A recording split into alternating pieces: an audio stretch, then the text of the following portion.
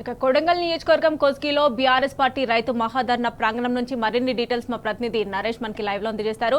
నరేష్, చెప్పండి, మీరు మహాధర్ణ ప్రాంగణంలో ఉన్నారు కదా, సో అక్కడ ఏర్పాట్లు ఎలా ఉన్నాయి? ప్రతి రైతు అయితే రైతు భరోసాకు సంబంధించి కానీ రుణమాఫీకి సంబంధించి కానీ అసంతృప్తిలో ఉన్నారు, ఆగ్రహాన్ని వ్యక్తం చేస్తున్న పరిస్థితి. ప్రస్తుతం అయితే ఏర్పాట్లు ఎలా ఉన్నాయి? కేటీఆర్ ఎప్పటి వరకు చేరుకునే అవకాశాలు ఉన్నాయి? మమత, ఇవాళ కొడంగల్ నియోజకవర్గంలో బీఆర్ఎస్ వర్కింగ్ ప్రెసిడెంట్ కేటీఆర్ పర్యటించనున్నారు.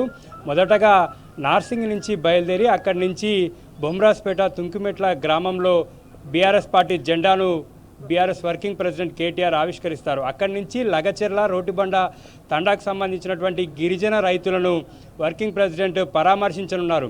గిరిజన తండా రైతులంతా కూడా తీవ్రమైనటువంటి ఇబ్బందులను ఎదుర్కొంటున్నారు. అక్కడ భూసేకరణకు వ్యతిరేకంగా ఆ రైతులంతా కూడా పోరాడుతున్నారు. వారిని పరామర్శిస్తారు. అనంతరం 3 గంటల ప్రాంతంలో కోస్గి చౌరస్తా జూనియర్ కళాశాల మైదానంలో ఏర్పాటు చేసినటువంటి సభా ప్రాంగణానికి వర్కింగ్ ప్రెసిడెంట్ కేటీఆర్ చేరుకుంటారు. ఇక్కడ మాజీ ఎమ్మెల్యే నరేందర్ రెడ్డి ఆధ్వర్యంలో ఏర్పాట్లన్నీ కూడా పూర్తయ్యాయి. రైతు నిరసన దీక్షను బీఆర్ఎస్ పార్టీ చేయనుంది.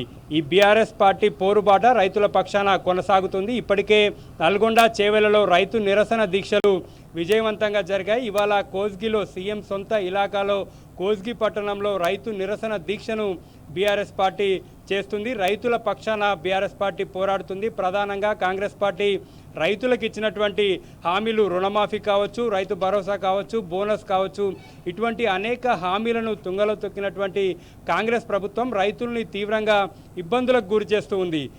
నరేష్, కొడంగల్ నుంచి ముఖ్య నేతలు ఎవరెవరు హాజరు కానున్నారు? నిరసన దీక్షల పేరుతో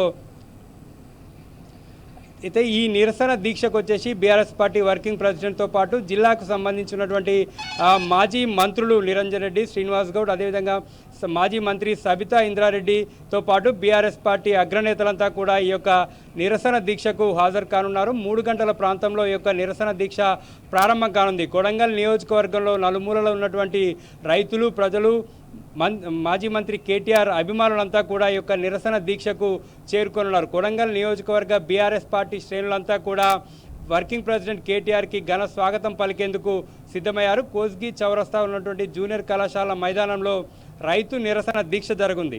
ఇదే అంశానికి సంబంధించి మనతో పాటు మాట్లాడడానికి కొడంగల్ నియోజకవర్గ బీఆర్ఎస్ పార్టీ నాయకులు ఉన్నారు.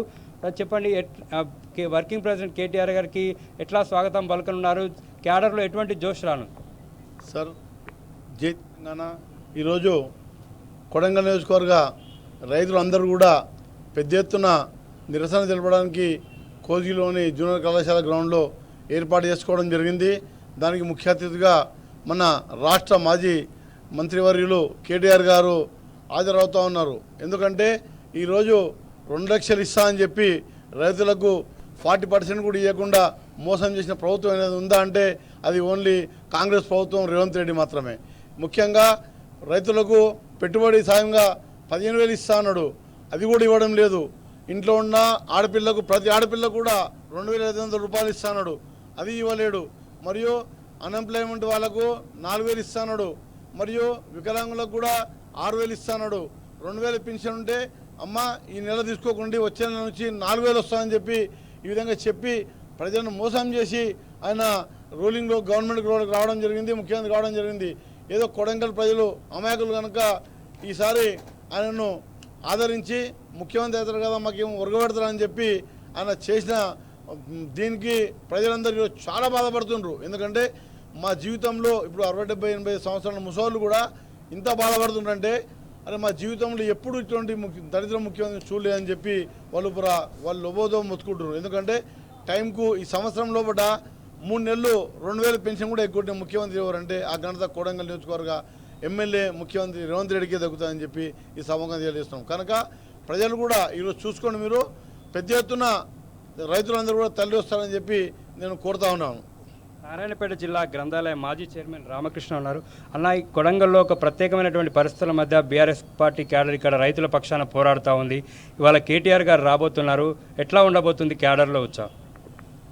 ఈరోజు కొడంగల్ కాన్స్టిట్యున్సీ లోపల ఈరోజు ప్రజలు మార్పు అని తెస్తా అని చెప్పిండు రేవంత్ రెడ్డి, మార్పు తెచ్చిండు.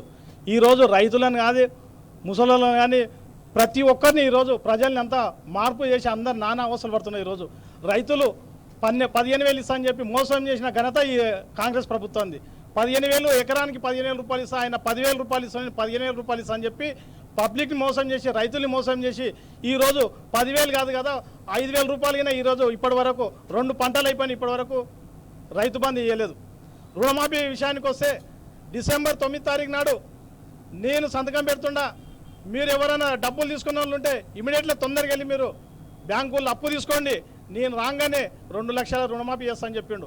పాపం రైతులు మోసపోయి అరే 2 లక్షలు వస్తాయని చెప్పి ఉద్దేశంతో మళ్ళీ డబ్బులు తీసుకున్నారు. ఎవరికి ఇప్పటి వరకు 2 లక్షల రుణమాఫీ కాలేదు. కొందరికి ఏం చెప్పిండు 2 లక్షలు అంటే 2,20,000, 2,30,000 ఉంటే దాదాపు రైతులు అక్కడిక్కడ అప్పు చేసి ఉన్న బంగారం అమ్ముకొని ఈరోజు 30,000-40,000 రూపాయలు 2 లక్షల పైన ఉన్నోళ్ళు ఈరోజు బ్యాంకులో కిస్తులు కడితే ఆ 2 లక్షలు కానీ ఇప్పటి వరకు ఎవరికి మాఫీ కాలేదు. ఈరోజు 2,500 రూపాయలు మహిళలకు ఇస్తామని చెప్పాడు అక్క చెల్లెళ్ళకు, వాళ్లకు 2,500 రూపాయలు పెన్షన్ ఇవ్వలేదు. అదేవిధంగా మళ్ళీ ఏం చెప్పిండు, ఇప్పుడు పెళ్లిళ్ళు ఎవరు చేసుకుంటున్నారో జనవరి నుండి నేను 1,00,000 రూపాయలు కేసీఆర్ ఇస్తున్నాడు, నేను 1 తులం బంగారం మళ్ళీ ఇస్తాను చెప్పిండు. 1,00,000 రూపాయలు తులం బంగారం అని చెప్పిన ముఖ్యమంత్రి ఈరోజు 1,00,000 రూపాయలు వేయడానికి ఈరోజు ఆయన దగ్గర డబ్బులు లేవు. ప్రజల్ని మోసం చేసి ఈరోజు గద్దెనెక్కి ఈరోజు చెవాట్లు మాటలు మాట్లాడుకుంటా తప్ప ఆయన చేసింది ఏం లేదు. అదేవిధంగా మన మంత్రి ఉన్నాడు తుమ్మల నాగేశ్వరరావు, వ్యవసాయ శాఖ మంత్రి. ఆ వ్యవసాయ శాఖ మంత్రికి ఏం తెలియదు, నాగలి తెలియదు, కాడిమేక తెలియదు. అటువంటి వ్యక్తిని ఒక వ్యవసాయ శాఖ మంత్రిని చేస్తే ఆయనకి ఏం తెలుస్తుంది? ఇక రేపు వేస్తున్నాము రైతు బంధువుగా, ఎల్లుండి వేస్తున్నాము, దినాలు చెప్పుకుంటేనే వస్తున్నారు. దసరా అయిపోయింది, దీపావళి అయిపోయింది, ఇక జనవరి అయిపోయింది. 26 తారీఖు నాడు నేను ఖచ్చితంగా రైతు బంధు వేస్తా అని చెప్పి పైలట్ ప్రాజెక్ట్ కింద ఒక మండలానికి ఒక గ్రామం తీసుకొని ఆ గ్రామం లోపల రైతు బంధు వేసిండు. మళ్ళీ ఏం చెప్పిండు వేసి ఈ రోజు కాదు, ఈరోజు రాత్రి 12 గంటలు కాదు, మార్చి 1 వరకు నేను రైతు బంధు చేస్తా అని చెప్తున్నాడు. ఇట్లా 5 నిమిషాలనే ముఖ్యమంత్రి మాట మార్చిన ముఖ్యమంత్రి ఎవరున్నారంటే మన రేవంత్ రెడ్డి. ఎవరంటే మన తెలంగాణ ముఖ్యమంత్రి. ఈ రోజు తెలంగాణ పరువు తీయడానికి ఈ రోజు కాంగ్రెస్ ప్రభుత్వం రేవంత్ రెడ్డిని ముఖ్యమంత్రిని చేసింది. కాంగ్రెస్ ప్రభుత్వాన్ని కాంగ్రెస్ పరువు తీస్తున్నాడు. తెలంగాణ ప్రజల్ని నట్టేంద్ర ముంచే వ్యక్తి ఎవరున్నారు అంటే ఈ కాంగ్రెస్ ప్రభుత్వం. ఈ మంత్రులకు ముఖ్యమంత్రికి అవగాహన ఎక్కడ లేదు. ఉన్న వాళ్ళ దగ్గర ఉన్న 5 మంది మంత్రులకు ముఖ్యమంత్రికి స్థానం లేదు, ఏం లేదు. రాత్రికి ఒక మంత్రి మాట్లాడతాడు, ఉదయం ఒక మంత్రి మాట్లాడతాడు. అదే మంత్రి మళ్ళీ ఏం చెప్తున్నాడు, మొన్న ఇదే కేటీఆర్ మా వర్కింగ్ ప్రెసిడెంట్ కోడంగల్ గడ్డకు నేను వస్తున్నా పులి వస్తుంది కోడంగల్ కంటే 5 తారీఖు నాడు రాత్రికి ఏం చేసిండు, నేను ఈరోజు రైతు బంధు చేస్తున్నా అని చెప్పి 5 గుంటల నుండి 25 గుంటల వరకు టీకా అన్నది అయిపోయి అంతే. టీకా పోయింది, టీకా అన్నది అయిపోయి మెల్లగా 20 గుంటల వరకు. ఆ పులిబిడ్డ వస్తుంది అంటేనే ఈరోజు 20 గుంటల వరకు రైతులకు పడ్డాయి. మేమేమంటామంటే ఖచ్చితంగా కేటీఆర్ గారు మేము నెల కన్నా కొడంగల్కి వస్తే కనీసము 12 నెలల 12 ఎకరాలను వస్తా అని చెప్పి మా కొడంగల్ రైతులు ఆశపడుతున్నారు. కొడంగల్కి రైతు బంధు రావాలని చెప్పి చేస్తున్నారు. ఈరోజు కేటీఆర్ గారు వస్తున్నారు. అదేవిధంగా కొడంగల్ నుండి వివిధ బీఆర్ఎస్ కార్యకర్తలు కుటుంబ సభ్యులు పెద్ద ఎత్తున తరలి రావాలని చెప్పి కోరుకుంటూ ఈ అవకాశం ఇచ్చిన టీ న్యూస్ యజమానికి ధన్యవాదాలు తెలియజేస్తున్నా. గ్రామాల్లో ఎటువంటి పరిస్థితులు ఉన్నాయి, రైతులు ఎటువంటి ఇబ్బందులు ఎదుర్కొన్నారు, క్షేత్రస్థాయిలో గ్రామాల్లో పర్యటిస్తున్నప్పుడు ఎట్లా ఉంది పరిస్థితి? ఇక్కడ ఈరోజు రైతు దీక్ష మన కేటీఆర్ గారు వస్తున్న శుభ సందర్భంలో మా ప్రియతమ నాయకుడు కొడంగల్ నియోజకవర్గ ఇన్ఛార్జి మాజీ ఎమ్మెల్యే పట్నం నరేందర్ రెడ్డి గారు ఇక్కడ పర్యవేక్షించి ఈ ఏర్పాట్లు సంపూర్ణంగా జరపడం జరిగింది. మాకు కార్యకర్తల్లో మాత్రం చాలా జోసుగా ఆనందంగా ఉంది. ఎందుకంటే మా కొడంగల్ నియోజకవర్గంలోని కోస్గి మున్సిపాలిటీకి కేటీఆర్ గారు వస్తున్నారంటే కార్యకర్తలే కానీ నాయకులే కానీ మరి రాబోయే రోజుల్లో స్థానిక ఎలక్షన్లే కానీ అందులో మేము చాలా కష్టపడి కార్యకర్తల్లో జోస్ తేవడానికి మేము చాలా సంతోషిస్తున్నాం. మరియు ఈరోజు తెలంగాణ రాష్ట్రంలో ఈ కల్లబొల్లి మాటలు మాయమాటలు చెప్పి అబద్ధాలు చెప్పి మరి ఈ పథకాలన్నీ అమలు చేయకుండా ఈ 6 గ్యారెంటీల పేరుతో మోసం చేసి రేవంత్ రెడ్డి చాలా రైతులకు కానీ ప్రజలకే కానీ ద్రోహం చేసినాడు. ఈరోజు రేవంత్ రెడ్డి గారి సోదరుడు తిరుపతి రెడ్డి ఇక్కడ కొడంగల్ నియోజకవర్గంలో 100 ఎకరాలు ఇక్కడ భూములు స్వాధీనపరుచుకున్నాడు. ఇక్కడ మళ్ళీ ఆయనకు ఈ ఆస్తులు ఎక్కడి నుండి వచ్చినాయని నేను ఈ వేదికగా ఈరోజు డిమాండ్ చేస్తాం. తిరుపతి రెడ్డి గారు, మీరు ఇక్కడ టీఆర్ఎస్ కార్యకర్తల్ని ఎంత ఇబ్బంది పెడుతున్నారో చాలా బాధపడుతున్నారు. మేము ఒక పార్టీలో ఉన్నాం కాబట్టి పార్టీకి మేము కష్టపడి పార్టీకి నిజాయితీగా కష్టపడతాం మేము. పార్టీకి ద్రోహం చేసే కార్యకర్తలే కానీ నాయకులే కానీ ఎవరు లేరు ఇక్కడ. మీరు కాంగ్రెస్లోకి రావాలంటే అని చెప్పేసి ఎన్నో ప్రలోభాలు మాకు పెట్టినా కూడా మీ పార్టీలోకి ఎవరు రాలేదు. కొంతమంది దొంగలు పోయి ఉండొచ్చు. ఆ దొంగలు మా టీఆర్ఎస్ పార్టీకి మాత్రం లాభదాయకంగా ఏముండదు. ఆ దొంగలు మాత్రమే మీ పార్టీలో ఉన్నారు. కొంతమంది అంటున్నారు తిరుపతి రెడ్డి గారు కాంగ్రెస్లో ఉన్న నాయకులే, తిరుపతి రెడ్డి నువ్వు వార్డు మెంబర్ అన్నా గెలుస్తావా, నువ్వు వార్డు మెంబర్ కూడా గెలవని వ్యక్తివి, నువ్వు కొడంగల్ నియోజకవర్గంలో ఎలా తిరుగుతున్నావు, అభివృద్ధి కొన్ని అన్ని ఏదో పంపిణీ ఎలా జరుపుతున్నావు అని చెప్పేసి కాంగ్రెస్ నాయకులే చెప్తున్నారు. ఈ కాంగ్రెస్ మీ కింద ఉన్న కాంగ్రెస్ నాయకులే ఇలా చెప్తున్నారంటే మీకు మీ విలువలు ఏ విధంగా ఉన్నాయో మీరే అర్థం చేసుకోవాలని చెప్పేసి మీకే నేను వదిలిపెడుతున్నాను. మీరు తిరుపతి రెడ్డి గారు మీరు మా టీఆర్ఎస్ నాయకులనే కానీ కార్యకర్తలనే కానీ ఏ విధంగా నష్టం చేసిరో మేము పార్టీకి బీఆర్ఎస్ పార్టీకి కష్టపడి మేము ఓట్ బ్యాంకుగా మలిచి మేము పార్టీకి చాలా మేము కష్టపడతామని ఈ సభాముఖంగా తెలియజేస్తున్నాను. కోస్గి మండలం చంద్రవంచంలోనే ఇక్కడ సీఎం వచ్చిపోయిండు, 4 పథకాలు ప్రారంభించిండు. అక్కడ పథకాలు అమలయ్యా? అసలు ఏం జరుగుతుంది? 4 పథకాలు అమలు చేసిండు. ఒక ఊరికి ఒక విలేజ్కి మాత్రం అమలు చేసిండు. మిగతా విలేజ్లు మొత్తం అలాగే ఉన్నాయి. కాకపోతే ఇప్పుడు కొత్త ఏం తెచ్చిందంటే ఇప్పుడు తెస్తాం, రేపేస్తాం, గంటకేస్తాం, అర్ధ గంటకేస్తాం. ఇది లంజకు ముందు నడుపుకున్నట్లుండదు ఈ పని, ఈ రేవంత్ రెడ్డిది. అదే పరిస్థితి వచ్చింది. ఇప్పుడు రైతులు మొత్తం ఇక్కడ ఎందుకు వస్తున్నారంటే 100% మాకు కాల్ చేసారు, మా రైతు దీక్ష చేస్తున్నట్ట, మేమే స్వతంత్రంగా వస్తామని చెప్పి రైతులే వస్తారు. మేము టీఆర్ఎస్ పార్టీ పెట్టింది రైతు దీక్ష ఎందుకంటే ఓన్లీ రైతుల కోసం అని చెప్పి కేటీఆర్ గారు ఇక్కడ వస్తారు కదా. ఖచ్చితంగా రైతులే మేము వస్తాం, స్వతంత్రంగా వస్తున్నామని చెప్పి ఆల్రెడీ బయలుదేరినరు. ఈరోజు కోగిల ఈ ధర్నాను రేవంత్ రెడ్డి కాదు వాళ్ళ అన్న తిరుపతి రెడ్డి వచ్చిన అడ్డుకోలేడు, అడ్డుకున్నామని ప్రకటన చేస్తున్నారు.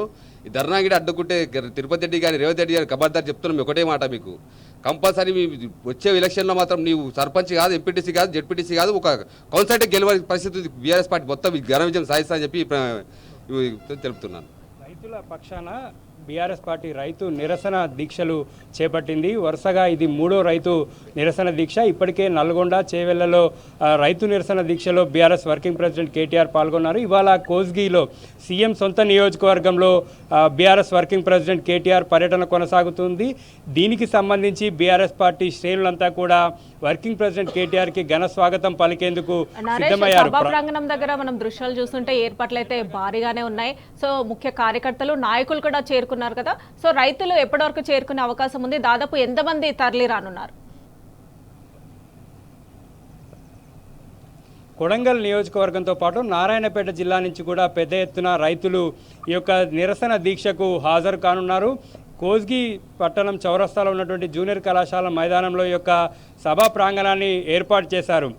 కొడంగల్ నియోజకవర్గం నుంచి కూడా పెద్ద ఎత్తున బీఆర్ఎస్ పార్టీ శ్రేణులు కావచ్చు, రైతులు, ప్రజలు, వర్కింగ్ ప్రెసిడెంట్ కేటీఆర్ గారి అభిమానులంతా కూడా పెద్ద ఎత్తున ఈ యొక్క నిరసన దీక్షకు హాజరు కానున్నారు. ప్రధానంగా రైతులు ఎదుర్కొన్నటువంటి సమస్యల పట్ల బీఆర్ఎస్ పార్టీ పోరాటం చేస్తూ ఉంది. కాంగ్రెస్ పార్టీ ఇచ్చినటువంటి హామీలు అమలు చేయాలి, హామీలు అమలు చేసి రైతుల్ని ఆదుకోవాలనేటటువంటి నినాదంతో బీఆర్ఎస్ పార్టీ ప్రజల్లోకి వెళ్తుంది, రైతుల దగ్గరికి వెళ్తుంది, రైతులకు బాసటగా నిలుస్తుంది.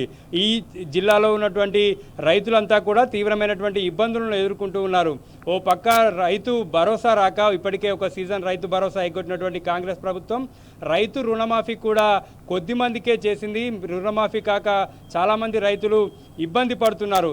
తాజాగా గత 2 నెలల నుంచి కూడా బోనస్ డబ్బులు రాక కూడా రైతులు ఇబ్బందులను ఎదుర్కొంటున్నారు. దాదాపు కొనుగోలు కేంద్రాలు మూసివేసి 2 నెలలు కావస్తుంది. కేవలం వడ్ల కొనుగోలు కేంద్రాలు ఏర్పాటు చేసినటువంటి వారం 10 రోజుల వరకు మాత్రమే బోనస్ డబ్బులు వేసినటువంటి ప్రభుత్వం అప్పటి నుంచి కూడా మళ్ళీ బోనస్ డబ్బులు జమ చేయలేదు. పెద్ద ఎత్తున ధాన్యం సేకరణ చేసింది.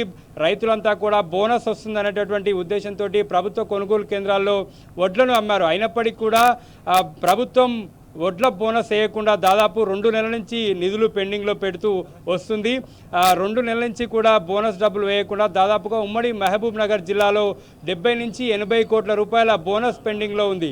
ఓవైపు పెట్టుబడి లేక, మరోవైపు రుణమాఫీ లేక అమ్మినటువంటి వడ్లకు బోనస్ ఇస్తా అని చెప్పి కూడా రైతుల్ని కాంగ్రెస్ ప్రభుత్వం మోసం చేసింది. ఇలా అడుగడుగునా రైతుల్ని కాంగ్రెస్ ప్రభుత్వం దెబ్బతీస్తూ వస్తుంది. గత 10 ఏళ్ల కాలంలో కూడా బీఆర్ఎస్ ప్రభుత్వము రైతులని కంటికి రెప్పలా కాపాడుకుంది. కానీ కాంగ్రెస్ ప్రభుత్వం వచ్చినటువంటి ఏడాది కాలంలోనే తీవ్రమైనటువంటి ఇబ్బందులకు రైతులను గురి చేస్తుంది. మరోవైపు కొడంగల్ నియోజకవర్గంలో ప్రత్యేకమైనటువంటి పరిస్థితులు ఉన్నాయి. ఇక్కడ ప్రభుత్వం ఫార్మా ఇండస్ట్రీస్ ఏర్పాటు చేయాలనేటువంటి ఉద్దేశంతో భూసేకరణ చేపట్టింది. ఈ భూసేకరణను లగచెర్ల రోటిబండ తండకు సంబంధించినటువంటి గిరిజన రైతులు భూసేకరణను అడ్డుకున్నారు. పెద్ద ఎత్తున పోరాటం చేశారు. జైలుకు కూడా వెళ్ళొచ్చారు.